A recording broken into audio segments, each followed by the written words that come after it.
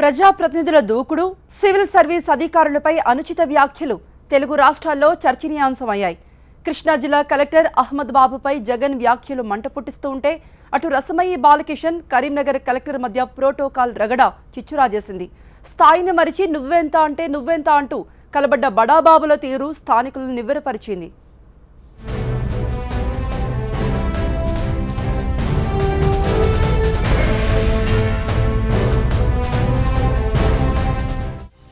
కృష్ణా జిల్లా collector Ahmed బాబుపై YCP అధినేత మండిపాటు.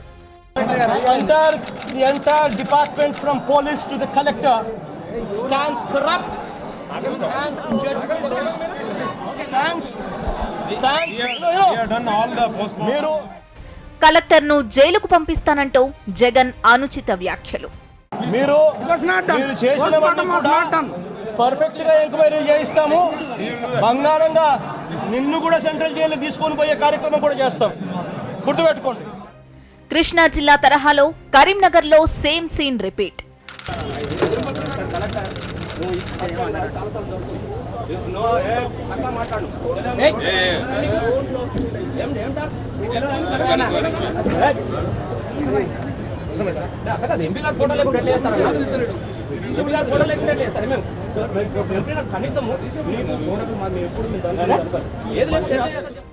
Karimnagar collector కు అధికార పార్టీ ఎమ్మెల్యేలకు మధ్య వాగ్వాదం.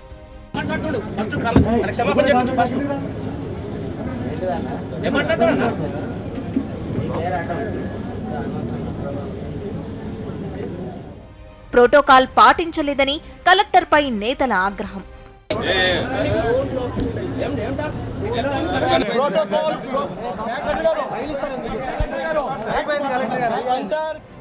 అధికార పార్టీ నేతలపై కలెక్టర్ రివర్స్ అటాక్.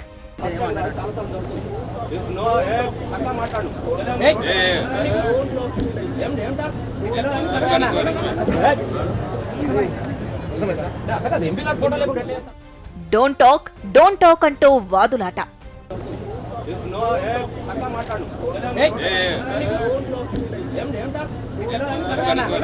బహిరంగ సభలో నేతలు కలెక్టర్ మధ్య మాటల యుద్ధం.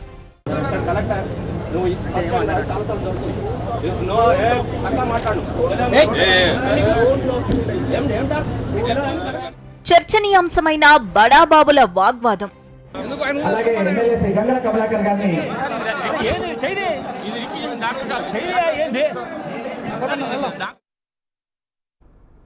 కృష్ణా, కరీంనగర్ జిల్లాల్లో నేతలు, బ్యూరోక్రాట్ల మధ్య మాటల యుద్ధం తెలుగు రాష్ట్రాల్లో చర్చనీయాంశమైంది. అందరికీ ఆదర్శంగా ఉండాల్సిన బడాబాబులు సంయమనం కోల్పోయి దుందుడుకుగా వ్యవహరించడం విమర్శలకు తావిస్తోంది.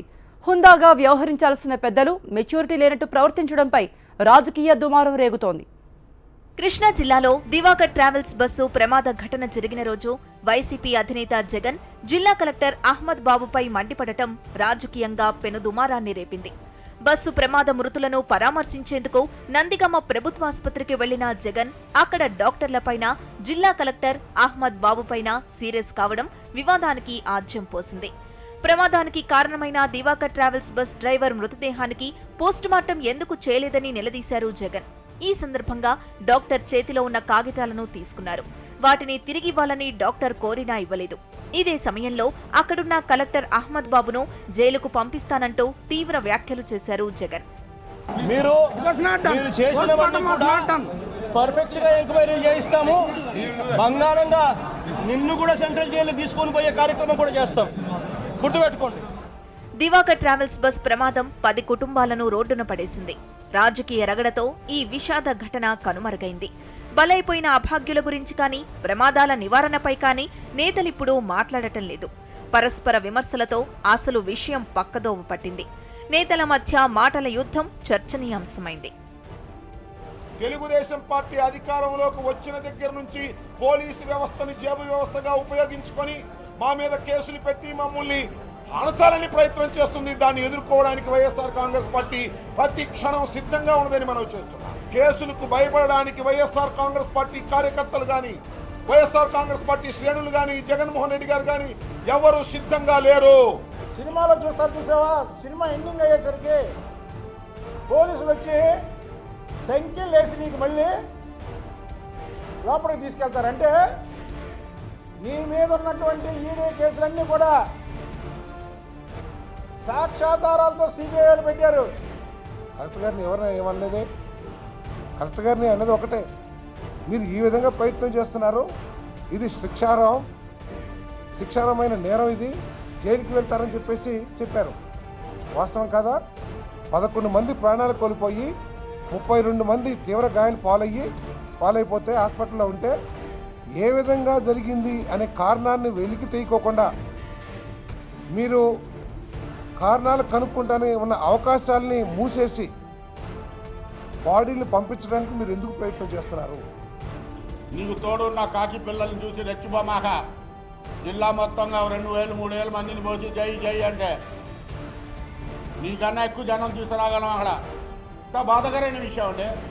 ఎక్కడైనా వెళ్తున్నాడు చచ్చిపోయిన చోట నా పార్టీ తరఫున ఇంతంటే ఇస్తున్నాడా? పైసా ఇచ్చాడా? కొంచెం సాప కొనుక్కుంటాను కానీ సమాధి చేసుకుంటాను ఇస్తున్నాడా?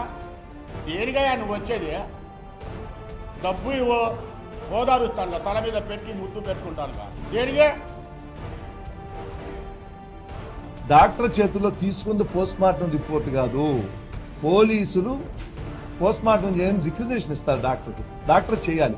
ఆ రిక్విజిషన్ డాక్టర్లో ఉంటే ఏది పోస్ట్ మార్టం అనుకుని ఆయన తీసుకున్నాడు. ఆయనకి ప్రొసీజర్స్ కూడా తెలవదు. అది తీసుకుని ఇవ్వకపోతే అది లేకుండా నేను పోస్ట్ మార్టం చేయాలని డాక్టర్ అడిగితే కలెక్టర్ గారు అది ఇమ్మన్నారు. ఇమ్మన్నప్పుడు కలెక్టర్ గారిని ఏం మాట్లాడారో అందరూ విన్నారు. ఆర్గ్యూ చేస్తారు. హాస్పిటల్లో డెడ్ బాడీస్ ఉండి అంతా ఉంటే అక్కడ రాజకీయం చేస్తే నువ్వు వేయవలసిన నెపాలే ఉన్నట్టు వేయొచ్చు, కానీ అక్కడే చేస్తాం. విధి నిర్వహణలో ఉన్న డాక్టర్లను అడ్డుకోవడం, కలెక్టర్పై తీవ్ర వ్యాఖ్యలు చేసిన నేపథ్యంలో జగన్పై నందిగామ పోలీస్ స్టేషన్లో కేసు నమోదైంది. డాక్టర్లను అడ్డుకున్నారని ఆసుపత్రి సూపరింటెండెంట్ చేసిన ఫిర్యాదుతో జగన్తో పాటు 10 మందిపై కేసు పెట్టారు పోలీసులు. ఐపీసీ 353, 506, రెడ్ విత్ 34 సెక్షన్ల కింద ఎఫ్ఐఆర్ నమోదు చేశారు.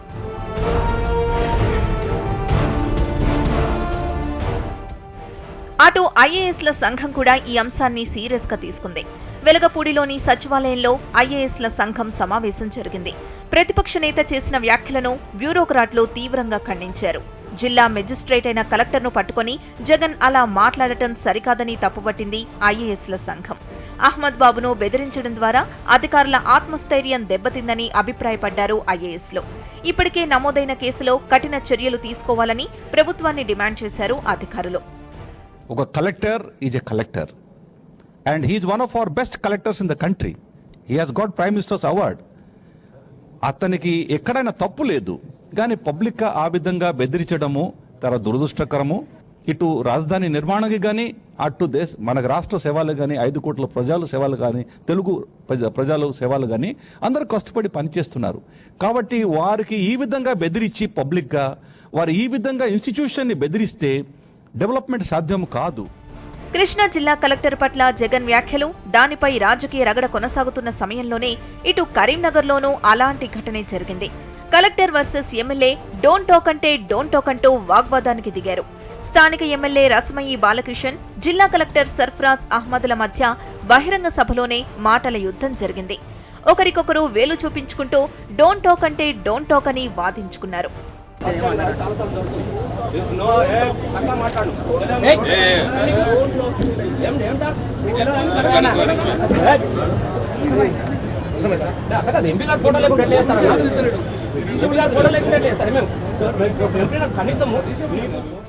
కరీంనగర్ జిల్లా కేంద్రంలో కేంద్ర ప్రభుత్వానికి సంబంధించిన డీజీ ధన్మేళా జరిగింది. ఈ కార్యక్రమానికి కేంద్ర మంత్రి బండారు దత్తాత్రేయ, రాష్ట్ర ఆర్థిక శాఖ మంత్రి ఈటెల రాజేందర్ హాజరయ్యారు. అయితే అదే వేదికపైన ఉన్న స్థానిక ఎంపీ వినోద్ ఫోటో ఫ్లెక్సీ ఏర్పాటు చేయకపోవడం వివాదానికి దారితీసింది. స్థానిక ఎంపీ ఫోటోను మీటింగ్ కోసం ఏర్పాటు చేసిన ఫ్లెక్సీలో ఎందుకు పెట్టలేదంటూ ఎమ్మెల్యేలు గంగుల కమలాకర్, రసమయి బాలకిషన్ ఆందోళనకు దిగారు. కలెక్టరే ఈ మీటింగ్ను అరేంజ్ చేయడంతో తప్పు ఆయనే చేశారని ఆరోపణలు చేశారు నేతలు. ఈ నేపథ్యంలోనే రసమయికి కలెక్టర్కు మధ్య వాగ్వాదం జరిగింది. చివరకు మంత్రి ఈటెల రాజేందర్ కలగజేసుకుని వివాదాన్ని సద్దుమణిగేలా చేశారు. అయితే ప్రజాప్రతినిధులు, బ్యూరోక్రాట్లు స్థాయిని మరిచి బహిరంగ వాగ్వాదాలకు దిగడం తెలుగు రాష్ట్రాల్లో చర్చనీయాంశమైంది.